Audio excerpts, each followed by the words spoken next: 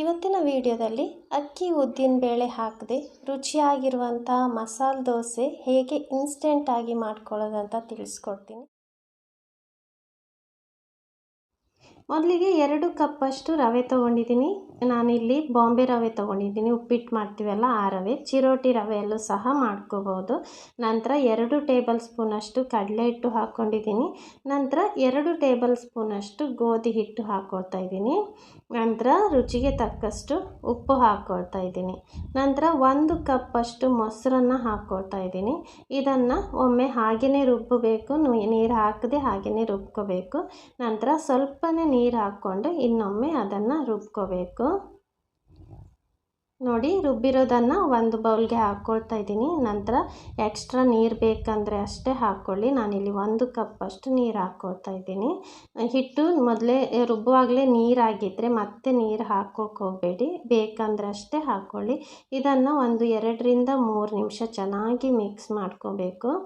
ಈ ರೀತಿ ಮಿಶ್ರಣ ಮಾಡಿಬಿಟ್ಟು ಅದನ್ನು ಒಂದು 10 ನಿಮಿಷ ಹಾಗೆಯೇ ಮುಚ್ಚಿ ಬಿಡಬೇಕು. ಇದಕ್ಕೆ ನಾನು ಇವಾಗ ಆಲೂಗಡ್ಡೆ ಪಲ್ಯ ಮಾಡ್ಕೊಳ್ತಾ ಇದ್ದೀನಿ. 2 ಟೇಬಲ್ ಸ್ಪೂನಷ್ಟು ಎಣ್ಣೆ ಹಾಕ್ಕೊಂಡು ಮೀಡಿಯಮ್ ಫ್ಲೇಮಲ್ಲಿ ಇಟ್ಕೊಂಡಿದ್ದೀನಿ. ನಂತರ ಅರ್ಧ ಟೀ ಸ್ಪೂನಷ್ಟು ಸಾಸಿವೆ, 1 ಟೀ ಸ್ಪೂನಷ್ಟು ಕಡಲೆಬೇಳೆ, ನಂತರ ಉದ್ದಕ್ಕೆ ಹೆಚ್ಚಿರುವಂಥ ಈರುಳ್ಳಿ ಒಂದು ಅರ್ಧ ಕಪ್ಪಷ್ಟು ಹಾಕ್ಕೊಂಡಿದ್ದೀನಿ. ಇದನ್ನು ಸ್ವಲ್ಪ ಬೇಯುವ ತನಕ ಅದನ್ನು ಫ್ರೈ ಮಾಡ್ಕೋಬೇಕು. ಜಾಸ್ತಿ ಕೆಂಪು ಬಣ್ಣಕ್ಕೆ ಟರ್ನ್ ಆಗಬಾರ್ದು, ಸ್ವಲ್ಪ ಈರುಳ್ಳಿ ಬೆಂದರೆ ಸಾಕು. ನೋಡಿ, ಸ್ವಲ್ಪ ಬೆಂದಿದೆ ಅನ್ನುವಾಗ ಅದಕ್ಕೆ 1 ಟೇಬಲ್ ಸ್ಪೂನಷ್ಟು ಸಣ್ಣದಾಗಿ ಹೆಚ್ಚಿರುವಂತಹ ಹಸಿಮೆಣಸು ಹಾಕ್ಕೊಳ್ತಾ ಇದ್ದೀನಿ. ನಂತರ 1 ಟೀ ಸ್ಪೂನಷ್ಟು ಕೆಂಪು ಮೆಣಸಿನ ಪುಡಿ, 1/4 ಟೀ ಸ್ಪೂನಷ್ಟು ಅರಿಶಿನ, ನಂತರ ರುಚಿಗೆ ತಕ್ಕಷ್ಟು ಸ್ವಲ್ಪ ಉಪ್ಪು ಹಾಕ್ಕೊಳ್ತಾ ಇದ್ದೀನಿ.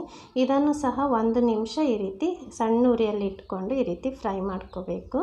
ನಂತರ 3 ಆಲೂಗಡ್ಡೆನ ಬೇಯಿಸಿಬಿಟ್ಟು ತಗೊಂಡಿದ್ದೀನಿ. ಅದನ್ನು ಸಹ 1-2 ನಿಮಿಷ ಈ ರೀತಿ ಫ್ರೈ ಮಾಡ್ಕೋಬೇಕು. ನಾನು ಆಲೂಗಡ್ಡೆನ ಉಪ್ಪು ಹಾಕ್ಕೊಂಡು ಬೇಯಿಸ್ಕೊಂಡಿದ್ದೆ, ಮತ್ತು ಬೇಕಂದ್ರೆ ಅಷ್ಟೇ ಸ್ವಲ್ಪ ಉಪ್ಪು ಹಾಕ್ಕೊಳ್ಳಿ. ಇದನ್ನು ಚೆನ್ನಾಗಿ ಫ್ರೈ ಮಾಡ್ಕೋಬೇಕು. 1-2 ನಿಮಿಷ ಚೆನ್ನಾಗಿ ಫ್ರೈ ಮಾಡ್ಕೊಳ್ಳಿ. ಆಲೂಗಡ್ಡೆನ ಈ ರೀತಿ ಸ್ವಲ್ಪ ಸ್ಮ್ಯಾಶ್ ಮಾಡ್ಕೊಳ್ಳಿ.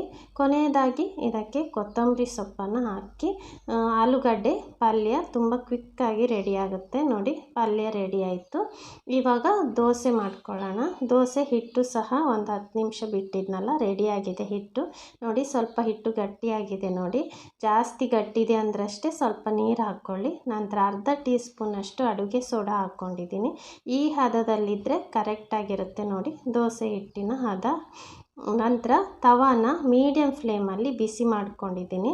ನಂತರ ಬಿಸಿ ತವಕ್ಕೆ ಸ್ವಲ್ಪ ನೀರನ್ನು ಈ ರೀತಿ ಸ್ಪ್ರಿಂಕಲ್ ಮಾಡಿಬಿಟ್ಟು ಒರೆಸ್ಕೋಬೇಕು. ನಂತರ 1 ಸೌಟಿನಷ್ಟು ಹಿಟ್ಟನ್ನು ಹಾಕ್ಕೊಂಡು ಈ ರೀತಿ ಸ್ಪ್ರೆಡ್ ಮಾಡ್ಕೋಬೇಕು. ಮೇಲಿನ ಹಸಿ ಹಿಟ್ಟು ಡ್ರೈ ಆದಮೇಲಷ್ಟೇ ಅದಕ್ಕೆ ಮಸಾಲೆನ ಹಾಕ್ಕೋಬೇಕು. ಮಸಾಲೆ ಅಂದರೆ ನಾನು ಇದಕ್ಕೆ 1 ಟೇಬಲ್ ಸ್ಪೂನಷ್ಟು ಖಾರದ ಪುಡಿಗೆ 1 ಟೇಬಲ್ ಸ್ಪೂನಷ್ಟು ತುಪ್ಪನ ಮಿಕ್ಸ್ ಮಾಡಿಬಿಟ್ಟು ಈ ರೀತಿ ರೆಡಿ ಮಾಡ್ಕೊಂಡಿದ್ದೆ, ಅದನ್ನು ಹಾಕಿದ್ದೀನಿ. ನೋಡಿ, ತುಂಬಾ ರುಚಿ ಕೊಡುತ್ತೆ ಅದು. ನಂತರ 1 ಟೀ ಸ್ಪೂನಷ್ಟು ಎಣ್ಣೆನ ಈ ರೀತಿ ಮೇಲ್ಗಡೆಯಿಂದ ಹಾಕ್ಕೋಬೇಕು. ನಂತರ ನಾವು ರೆಡಿ ಮಾಡಿ ಇಟ್ಕೊಂಡಿದ್ವಲ್ಲ ಆಲೂಗಡ್ಡೆ ಪಲ್ಯನ ಈ ರೀತಿ ಸೈಡ್ ಹಾಕಬೇಕು. ದೋಸೆ ಕೆಂಪಗಾದ್ಮೇಲಷ್ಟೇ ಈ ರೀತಿ ತೆಗಿಬೇಕು. ನೋಡಿ, ಎಷ್ಟು ಕೆಂಪಗಾಗಿದೆ. ರುಚಿಯಾದ ರವೆ ಮಸಾಲೆ ದೋಸೆ ರೆಡಿ ಆಯಿತು. ನನ್ನ ಈ ರೆಸಿಪಿ ನಿಮಗಿಷ್ಟ ಆದರೆ ಪ್ಲೀಸ್ ಲೈಕ್ ಮಾಡಿ, ಶೇರ್ ಮಾಡಿ, ನನ್ನ ಯೂಟ್ಯೂಬ್ ಚಾನಲ್ನ ಸಬ್ಸ್ಕ್ರೈಬ್ ಮಾಡಿ. Thank you.